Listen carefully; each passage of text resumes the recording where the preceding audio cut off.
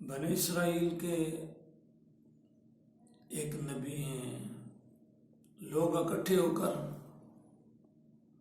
ان کی بارگاہ میں پہنچے کہ بارشیں نہیں ہو رہی ہیں، آپ دعا کریں اللہ تعالیٰ بارش عطا کریں۔ اور فرمایا کہ سب لوگ ایک میدان میں اکٹھے ہو جاؤ۔ سارے لوگ اکٹھے ہو گئے۔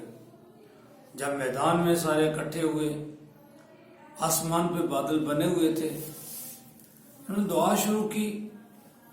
جب دعا شروع کی تو جو بادل بنے ہوئے تھے وہ بھی اڑ گئے۔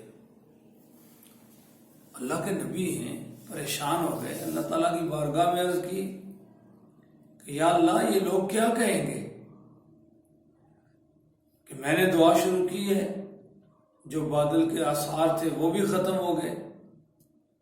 تو اللہ تعالیٰ نے فرمایا کہ یہ جو لوگ بیٹھے ہیں، ان میں ایک بندہ ایسا ہے جس سے میں ناراض ہوں،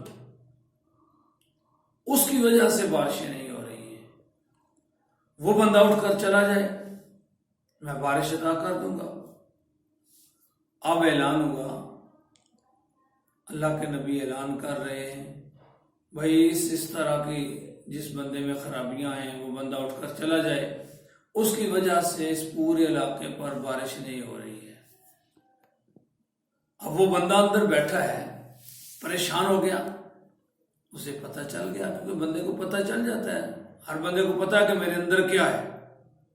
صرف یہ ہے کہ وہ تھوڑی سی سوچ آ جائے کہ واقعاتاً یہ میرے اندر خرابیاں ہیں۔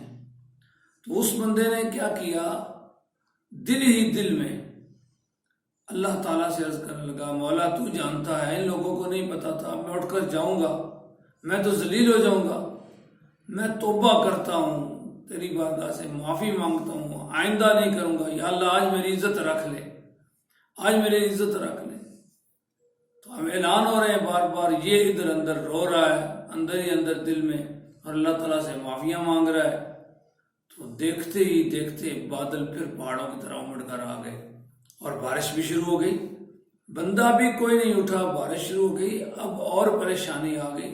اللہ کے نبی اللہ تعالیٰ سے عرض کرتے ہیں، مولا یہ کیا ماجرا ہے، بندہ تو کوئی اٹھ کر کوئی نہیں گیا، بندہ کوئی نہیں اٹھ کر گیا، اب یہ لوگ کیا کہیں گے کہ یہ معاملہ بھی کیسا تھا، اللہ کے نبی نے کیسی بات کی ہے، بندہ کوئی نہیں اٹھ کر گیا، ادھر بارش بھی آ گئی ہے۔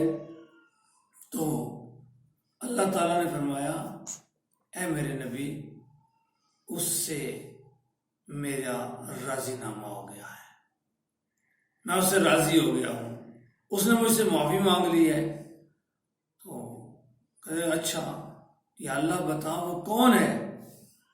اللہ تعالیٰ نے فرمایا، جب میں اس سے ناراض تھا اس وقت بھی اس کے گناہوں پہ پردہ ڈال رکھا تھا، اب تو وہ میرا دوست بن گیا ہے، اب میں کس طرح اس کو بتاؤں۔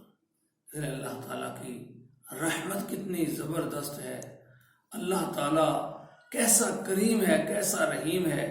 بس ہمیں ضرورت ہے کہ ہم اندر سے تھوڑے سے شرمندہ ہو جائیں، اللہ کی بارگاہ سے ہم سچے دل سے معافی مانگنا شروع کر دیں۔ وہ ذات تو کریم ذات ہے، وہ ذات تو رحیم ذات ہے۔